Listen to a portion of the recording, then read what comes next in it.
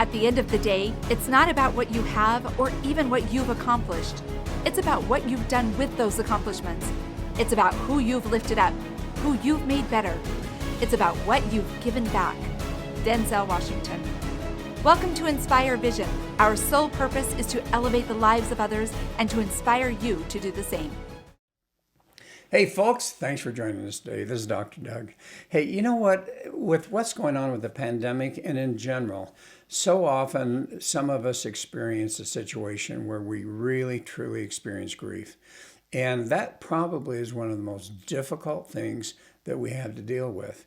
And I'm really pleased today to have someone who has an incredible YouTube channel talking about grief, who's experienced in her own personal life an amazing deep grief in losing her husband, Kamille Bauer. Kamille, how are you today? Hey, good, Dr. Doug. Thanks for having me on. Oh, it's really a pleasure. Thank you. Well, and you know, it's interesting with what's going on right now. I think there's a lot of people that are experiencing deep, deep grief in their lives. And it doesn't even have to be death. People have been noticing because of the ritualistic things with COVID that we can't get together.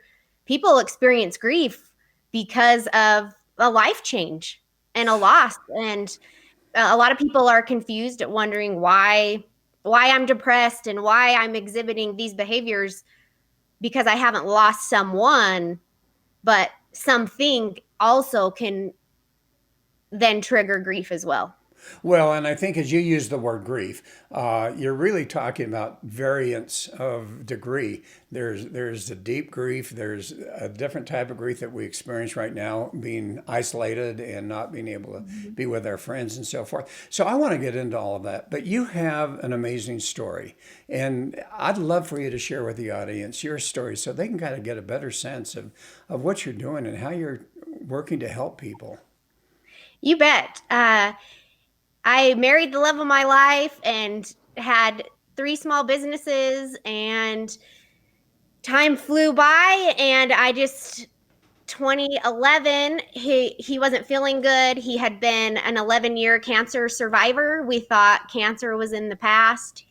My late husband was 19 years old, and he had when he did have cancer, and then we met, married, fell in love, and it became something in the rearview mirror. And in 2011, he wasn't feeling good. We ended up going back to his cancer doctors, and after tests, we found out that it was back with a vengeance. And he had 12 surgeries in those 4 years, from 2011 to 2015. And it was a really rare bone cancer called chondrosarcoma. So they don't really know what to do. It's contaminated cells that then generate and proliferate tumors. So all they know to do is cut it out. And so that's why he had so many surgeries and experimental chemos we were put on. So at this time, we had 3 children. My baby was just 8 months old when we found out that his cancer was back.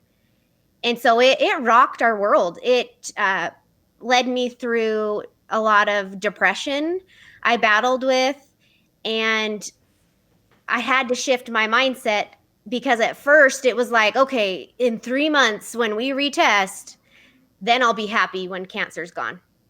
And after this cycle of anybody out there that has to deal with cancer knows the scanxiety, as it leads up and then you get the news and it's not good. How do you live? How do you keep going? I found myself depressed and miserable, and had to have a coming to Jesus moment where I was wasting the days that he was alive because I couldn't appreciate the life and the circumstances that we were in, even though they were highly imperfect. And so over the years, we just kept hoping for a miracle. And in 3 years in, we were told that the cancer had progressed to his lungs, and he had like 6 months to a year left to live. And we looked at each other and we said, you know what, we're going to do whatever we need to do to appreciate and live in the moment. And Happiness is fleeting if you base it upon a car, a house, a job, your income. There's always going to be something you're going to be chasing to find your happiness. But if you realize, and I had to learn the hard way of lots of years, that happiness is something that comes from within, that you decide. So over that last so when he was deemed terminal, he actually lived another year and a half before he passed. And we looked at it as each day was a gift, and it really changed my perspective and my heart and helped me to see that happiness is a choice. Life can be imperfect. It can not be at all what you want, but there's always something to be grateful for. And in September of 2015, he passed away 2 days before his 35th birthday. So, Wow. Yeah. Yeah, it's that is something. And you know, it's so interesting. I was listening to a podcast this morning actually and talking about how things happen in our lives. And as they do, we have a choice, particularly things that we would deem certainly not blessings at all, Mm-hmm. challenges and traumas in our life. And how so often in times we can get angry. I think I've personally experienced that where I've had some things happen and I find myself getting angry and really struggling with that a bit. And yet, as I was listening to the podcast, they were pointing out how we really have a choice of either being upset and allowing that to affect us, just as like you were sharing initially happened to you, or we can choose to accept what's going on and choose, as you say, happiness. And so you've developed a YouTube channel, haven't you? Yeah, we've had a YouTube channel. It's Kamille Bauer, just my name, about for 7 years. And I also do a podcast as well called Put On Your Big Girl Pants. And I help people with grief. I have a group grief classes, and I also do individual grief mentoring and life coaching to help people through loss and disappointment. So, what do you find is as you have different people come and seek help from you, and obviously the best person to seek help from is someone who's been through it and has found a way to overcome that and to find happiness once again in their lives. What do you find are the different ways in which people are responding to grief? And let's talk about each one of those if you can define if there's certain different types of responses, and then also have you share based on a specific response, how you help them. What are the things that they can do and how you can help them to start to find happiness and joy in their lives again? Because I'm sure that depending on the type of grief they're experiencing and their response to grief, it's going to be an entirely different pathway for them to reach the happiness. Is that a fair statement? Yeah, and I think a lot of people with grief think that it is a cookie cutter, a linear process. There are 5 stages of grief, and you just, oh, now I've entered stage 2 and 3. And that's the biggest lie, that grief is the same. It's not. It's not linear. It's messy. I often refer to it as a roller coaster ride that you never get off of. And similar to a fingerprint, grief is unique to every individual person. And obviously, grief has a lot of different reactions that people go through, and it doesn't mean one way is better than the other. And that's what I like to stress and to help people out, because they think they're doing it wrong. Am I grieving right? I don't feel like eating. I don't feel like going out. I don't know what to do with my loved one's closet. I can't even wrap my mind around all of these life changes when you do lose, when the grief is from loss of someone. So I just tell them, you need to be patient with yourself. Everybody's grief is different, and you're doing the best you can. So, what are some of the individual responses? For instance, you mentioned that you struggled with depression Okay, and that was one for you.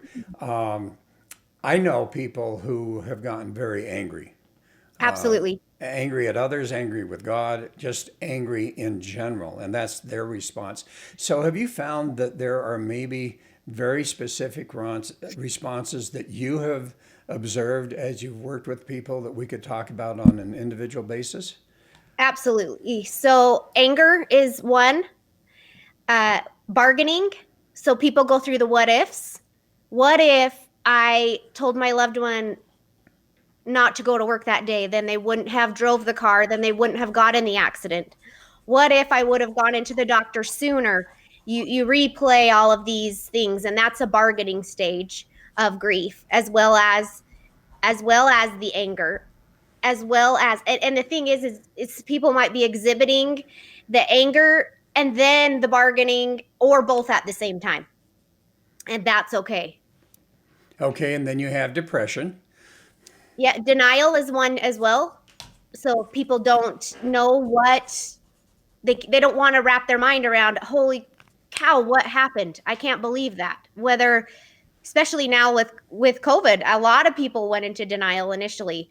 What is going on? I can't believe this. There's no way my business could be going through this. There's so many different ways that denial works uh, in grief. Okay, so let's talk about anger first. When you are confronted with someone who, quite frankly, is very angry, they're just angry at the world and everyone around them, and you see that in their expression and their behavior. What are some of the steps that you help them with that you feel can really help them to reframe what has happened and really focus on something different than their anger? Okay, that's a good question. Number one, with grief, you can't ignore it. That's the biggest thing is if you suppress your grief, if you suppress your anger, you're upset, if you try to just bottle it up and bury it, it will surface in other aspects of your life. I've seen it with people's health declining, with their relationship quality and other aspects. If you are not giving that grief the opportunity to manifest itself, then you're going to be suffering for that later because you have to go through the grief. And so with anger, I don't want people necessarily to shut it off and say don't be mad, because that is okay to be mad. It's okay. It's natural for you to be upset and completely devastated that that person is gone or that your life has changed. Uh, but if it affects, this is what I tell people, does it affect your day-to-day life? Are you always angry? Are you constantly angry?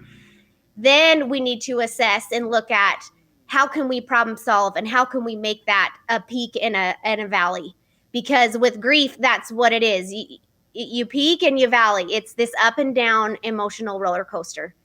And if those emotions stop you from your quality of life, that's when we need to have some successful strategizing to help get through it. Well, and I'm reminded of the saying, that which we resist persists. And so I think it's interesting that, you mentioned that it's something that they've got to actually be able to accept, that they're just angry. Yeah. Um, And and that's okay. You need have a trusted friend. Go outside and yell and scream. Whatever you need to do to let that anger out. Journal. That's a big one. Write how mad and crazy you feel like, because it is okay. You're justified. That's a side effect of grief. That's normal. That's healthy. And a lot of people think that it's bad. And I don't know if I'm grieving right. I'm mad all the time or I'm depressed. But people ask, how can you not be depressed when you lost something or someone? That's a side effect, is depression. That's normal. That's natural. That's human. well, and it's interesting because I think you're making a good point. Oftentimes, as we look at the emotions that we all have, and it certainly goes all the way from joy and all of that, all the way down to anger, sadness, grief, all of those types of things. And the key is, how does one remove themselves from that grief pattern or that anger pattern and move forward. And you had mentioned a few, but if you were working with me right now and I had just lost a loved one and I was just angry at the world, what would be some of the steps that you would recommend for me to take so that ultimately I could move out of that anger and start to again appreciate and be grateful for the things in my life? I like to view it as growing through your grief. So growing through that anger. If you were a client of mine, like so many others that are angry and mad, we list what you're angry and mad about, what you've lost. And then it's powerful. Gratitude is powerful.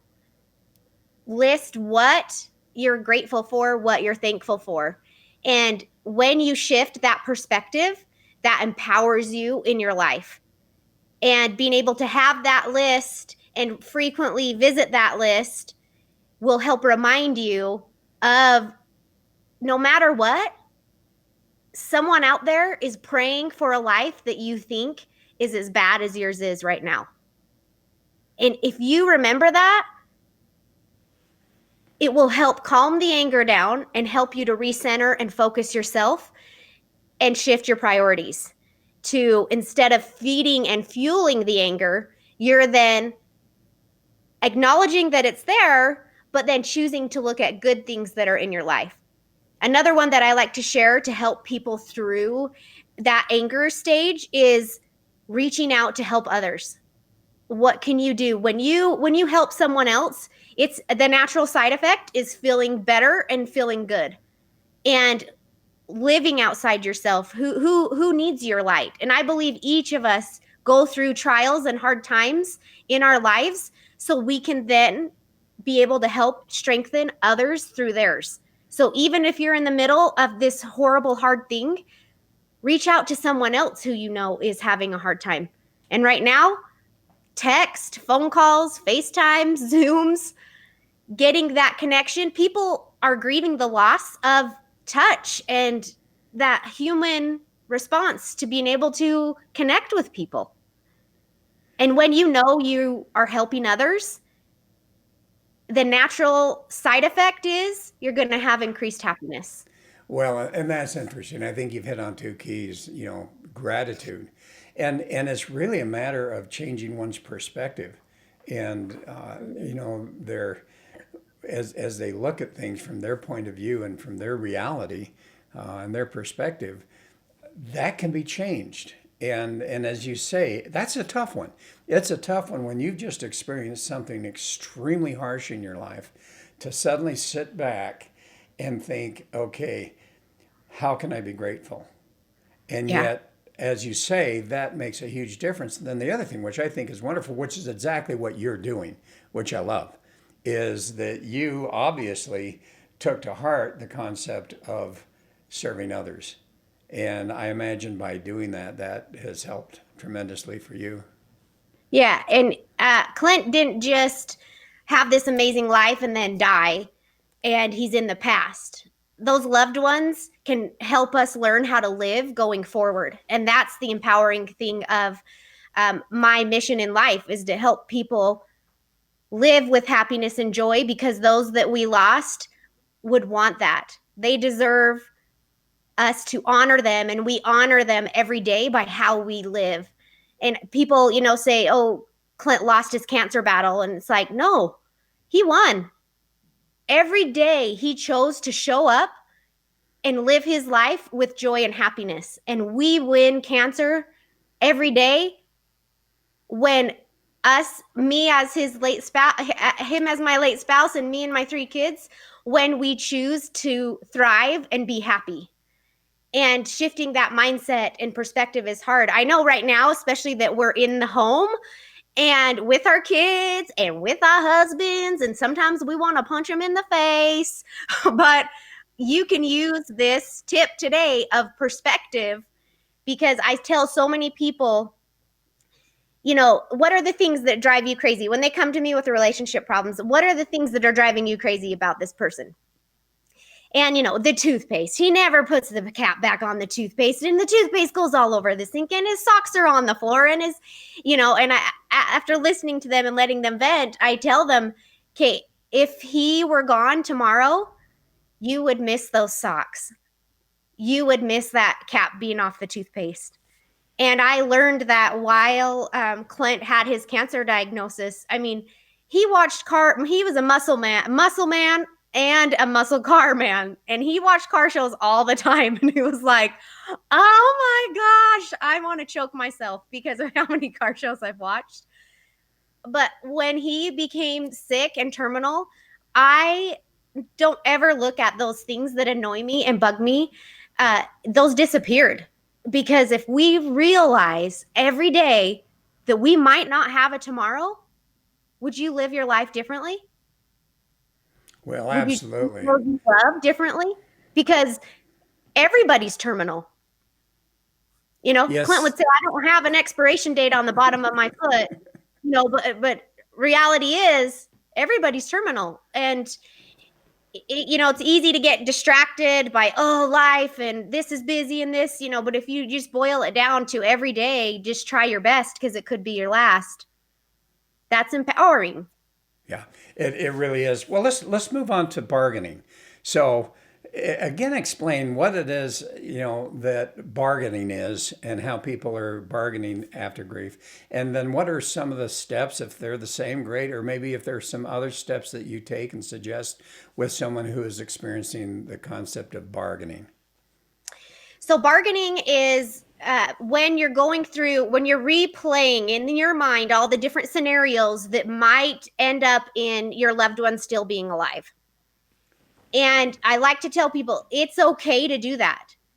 It is an amazing way that our body is able to give us a break from feeling the grief. When we're replaying, if I wouldn't have asked him to stop at the grocery store to get this, then, as we have that on our mind in center stage, we aren't feeling the hurt and the pain of their actual loss. It's an actual break for your brain to be able to take a pause and replay that scenario and that play in your mind. So if you acknowledge that, give yourself the time. Go ahead and go through that, those scenarios, because you're going to, and a lot of people get consumed by it. And that's the problem that we need to stop, is letting it consume. So give yourself, say, okay, if you're going there today, if the what ifs are going to be on your to-do list, you need to then go through and say, okay, I will give myself 30 minutes today to think about that what if. So do you find that with the bargaining, does that include the regrets? Because as you were talking, I was thinking how often we might be saying, "Oh, I wish I had told them I loved them more," or "I wish I hadn't been so unkind in this situation," or "I wish I had done this and I wish that I had done that." Is that part of bargaining, or is that an entirely different aspect of regret? It can definitely be part of bargaining because, and it also can be part of anger. Yeah, Like true. it's messy. It could make you upset and angry and mad that they're not there to be able to say the things that you wanted to say to them. It's unfair. And that goes as well in, that could be either one. So it just depends on what emotions that elicits. Is it depression, grief, and sadness, or is it anger along with that, or both? So, how do they ultimately break out of that bargaining pattern where it's all consuming? And again, as you say, everything is a health, in some respects, it's a positive and healthy thing to go through some of those processes. But at some point in time, it becomes a problem if that's where you remain stuck. So, how do you help people who are experiencing the bargaining aspect? If they're experiencing the bargaining aspect because of their grief and loss, I have them journal and acknowledge their feelings. Because if you just suppress it, like we talked about earlier, it's going to manifest in ugliness in other ways. And acknowledging it, giving it the time. If you're going to cry, it's not bad. We're in a society where people think, oh no, they're upset. I need to fix them so they're happy. But that is not a good thing in grief. because you need to work through those feelings and those emotions to be able to grow through the grief instead of being stopped and stagnant and then having it affect and bubble through a lot of other aspects of your life. So let it out, crying. And I've told my kids, each tear is a drop of love. I remember being in the viewing, standing next to my husband's casket, and someone coming up and asking me, how long are you going to be sad for? And I honestly, I couldn't even wrap my mind around the question, let alone why he thought it was appropriate to say at a funeral. But people say a lot of dumb things and they don't know because they've not been through it. But people ask, how long will you grieve? Oh, move forward and get over it because you're making me uncomfortable. That's really what it boils down to, is people want us to be happy because they don't know what to do. And if people would realize, how long are you going to grieve? Well, how long are they dead for? Well, and you mentioned something, and yeah, I mean, it is amazing some of the comments that you get that you wonder where on earth that person even came up with that. But you talked about journaling a bit, and it seems like as I've visited with other people on different subjects, it seems like journaling tends to come up quite a bit as being a very positive way in which to overcome some of these challenges, particularly as you're writing down each night a gratitude, something that you're grateful for that day. So, how have you found journaling really helps people? For me, I did a lot of vlogging. So my YouTube channel is a lot of me journaling through video.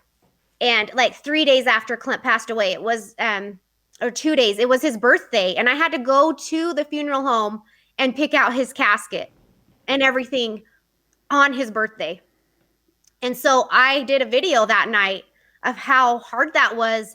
And, 17 days out. And, that's where people have reached out to me over the years and said, thank you for making me not feel alone. Thank you. Because grief is lonely, especially if you've lost a spouse. You go to bed at night and it's like you're alone and you don't have that person to bounce ideas off of and frustrations. It's just you. And instead of a single parent, you're a solo parent.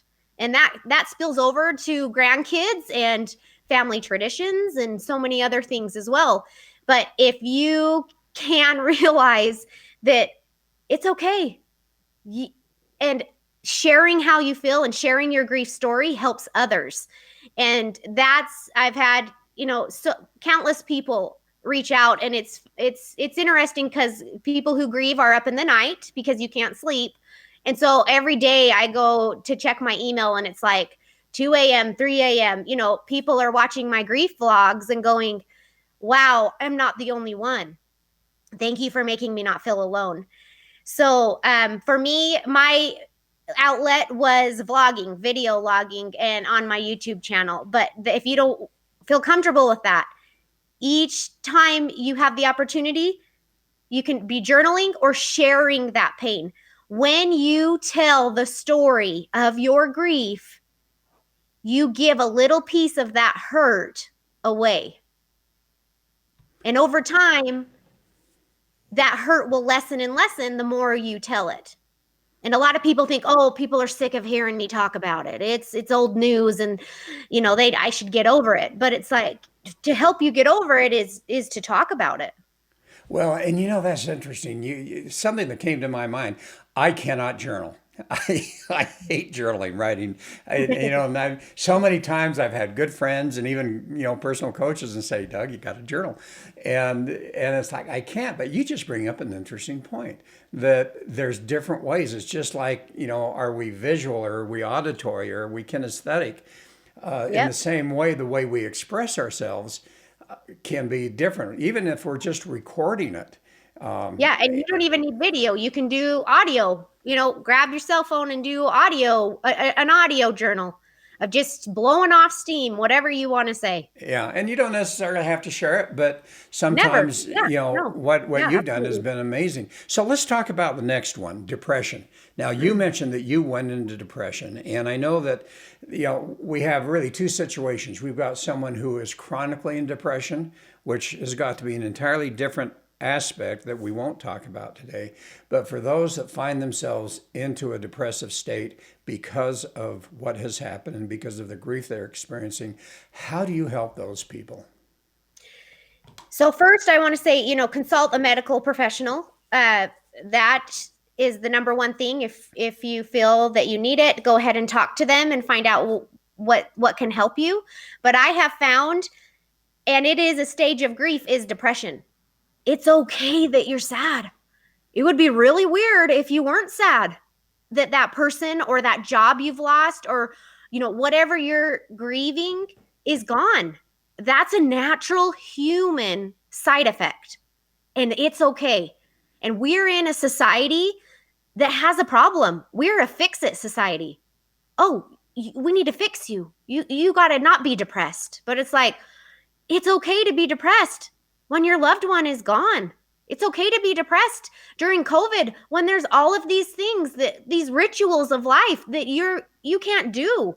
It's depressing and it's sad, and that's okay. When it affects, though, your day to day, when one day of depression stumbles into two, to a week, to a month, and you're not able to function, and it's affecting your relationships and your job, your way to bring in income, that's when you need to assess what something has to change. And for me, because Clint was terminal and he was alive, I was grieving that loss while he was alive. And first, I ate my feelings. That depression, I ate it. Like onion rings, bring me a peanut butter chocolate shake. Come on. Like, I have fed my depression, and then it's a vicious cycle. Because then I have self hate after I ate it. It doesn't, it's fleeting, it doesn't last. But I found myself starting to work out, and I did not run at all until Clint got sick. Like, unless you're chasing me, I am not running. And when Clint got sick, my brother was like, "Hey, Kamille, you want to sign up for this a half marathon with me?" And I was like, "Oh, hell." Fine. And so I signed up, and over those course of months, I slowly felt my depression start to lift as I turned my depression coping to a healthy behavior. It helped lift that. And that's what I do with my mentoring and coaching, is help find, what is it that makes you happy? What is it that you enjoy and that you like to do? And those things help combat the depression and anxiety. Well, and that's really interesting because I work with a number of people using a identity profile, a kind of a personality profile that is unique and similar to the DISC and different some of these other types of personality tests, but this particular one really gets into the innate individual as well as how they're going to behave in public, as well as what is it that really moves them. And I think it's fascinating as you talk about that literally, if people could just really begin to understand what can motivate them and what can move them out of this depression. And for some, it could be running. For others, it could be writing. For others, who knows what it is. But the reality, Painting, or painting, yeah, or creative outlets. Yeah. getting in and trying to develop a business even more, whatever that happens to be, depending on how that works. I think that's fascinating how that can really help. And I think you really hit the head on it. So denial, people who are in denial. Explain a little bit about that. So typically that's in the beginning. That's one of the beginning stages of grief. I mean, obviously it's not linear, but in the beginning you've got denial. If we were to give it a progression, denial would be, I can't believe this happened. You're shocked. You can't let the loss really sink in. And it's another way of your brain not letting all the pain and the hurt in because you can't handle it right now. So the denial is a way of you taking a vacation from that actual reality. And that's in the, like I say, the very first stages, the very first couple, days, weeks, month of the loss, where you're just like, how did this happen? There's no way. I can't even believe that it happened. And that's the denial. And then you go to anger. And that's easy. So that's easy to think that you are going to be angry. And so many people haven't visited the stages of grief. Why would we? It's depressing. Like, it's not like you're going to be sitting on your couch being like, I'm bored. Let me look up the stages of grief and see what they are. Like, people don't understand unless you're going through it. And then when you're going through it, you're like, uh-oh, I'm doing it wrong. But it's so different for everybody. So denial, completely normal. Anger, usually that's the next that you go to. Then depression, the next stage, which we've talked about. Bargaining, which we've discussed, the what ifs. And then the fifth is acceptance. Being able to accept that loss and realize they're not coming back, or whatever loss that you have experienced is actual and real, and you can't change it. Well, and if you've accepted it, is that part of then just moving on from there without ever forgetting it, but realizing, okay, it's happened, and accepting it and having gone through all those stages, then how does one move forward from there? Or is that kind of a basic step of acceptance? Yeah, absolutely. That it is a continual process, but being able to talk about it and not have the extreme emotional pain, and you have honored that loss, and you can talk about it without it eliciting anger and depression. And when you've kind of worked through the messiness of emotions, and can think, okay, yeah, it did really happen. I have cried when I needed to cry, and you will still continue to cry, but accepting that loss for what it is, and trying to, which is my favorite part. And I think there's actually another stage to grief, which is David Kessler, a grief expert, talks about as well, is finding meaning in the loss. And for me, Clint is my purpose every day, to strive to be the best I can. And let that person or what you've lost be your fuel to be better, be your fuel to push you forward.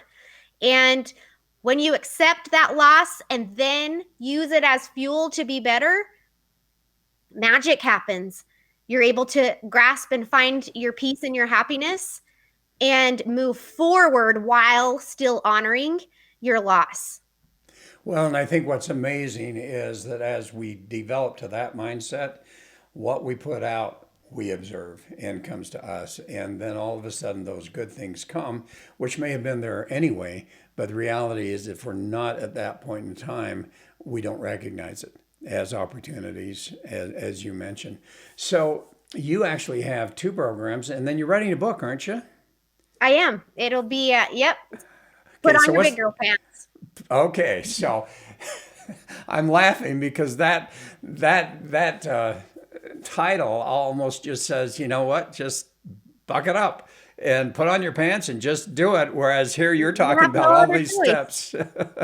So it's no other choice but to go through these stages. Yeah, but you have to show up.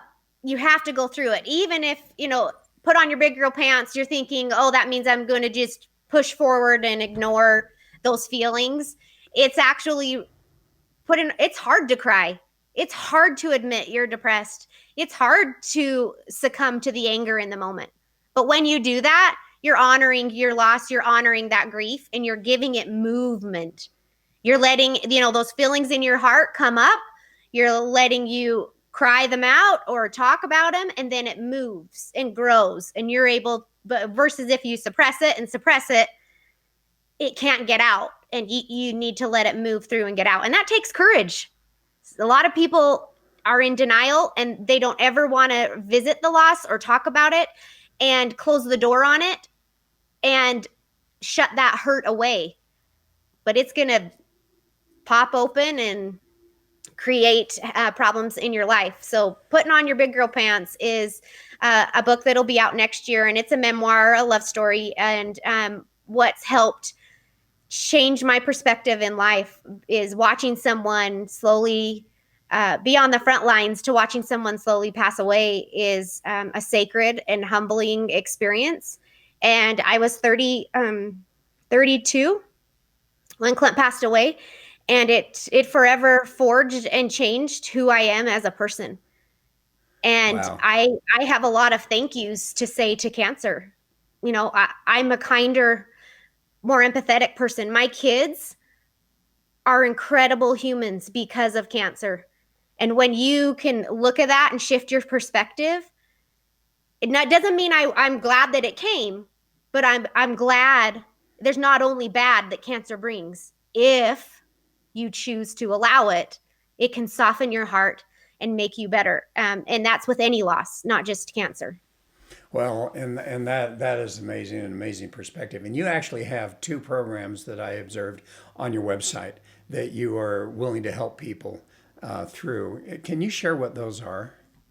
Yeah, so I have a free program on KamilleBauer.com, and it is 4 days, 4 ways to help turn your setbacks in life to set ups.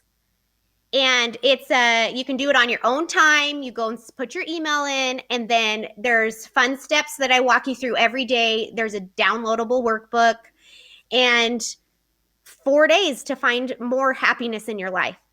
My second program is a group grief mentoring class that I do in 6-week consecutive course. So I just had it last night. So it's week 3 last night of the 6 weeks. And we talk about very in depth the stages of grief, making those decisions. Should you sell your house? Should you move? What can I do with the clothes? Is this right? How can I move forward? It's a very in-depth, targeted specifically for grief and loss. My next round of that will be starting in January.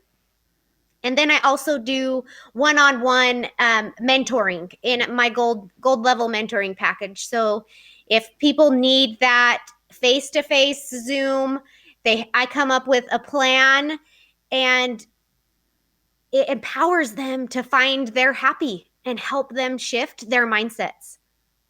Oh, that's wonderful. And for those that are not viewing this and listening to it, once again, how do they what's your website so they can get more of that information, and also spell your name for them?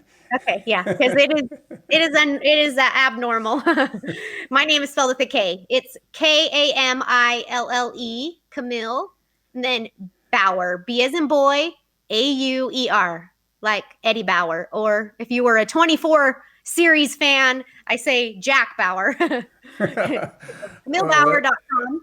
And you can have access to, again, my free program and any other things that I talk about and discuss and can help with in your life if you're dealing with grief, loss, or disappointment in your personal life and in your relationships.